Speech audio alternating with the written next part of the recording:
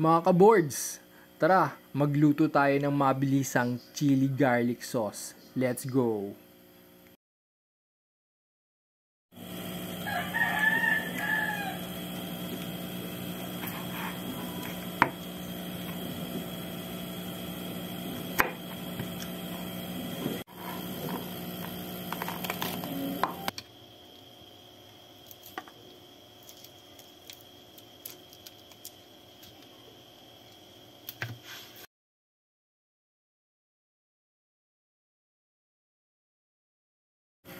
Gagamitin ko ang Han River food processor.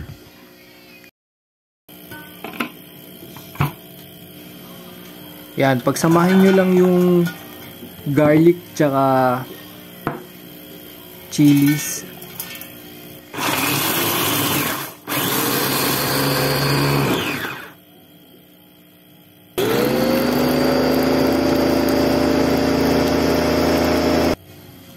Yan, katapos ng ilang segundo, ready na siya para lutuin. Gumamit lang ako ng vegetable oil.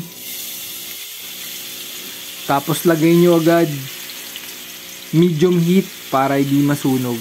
Tapos halu-haluin. Lagyan natin ng 2 tablespoon salt.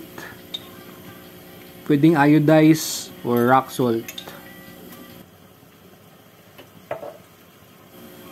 2 tablespoon ground black pepper.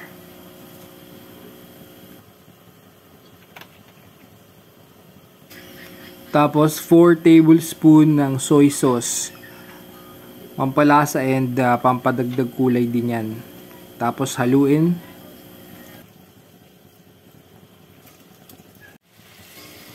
Pag ganito na yung consistency, luto na yan. Ready to serve. Kain tayo, mga kaboards. Okay to pang food trip or pang negosyo na din. Salamat sa panonood nyo, mga kaboards, at sana ay nakatulong ang video na to. Peace out.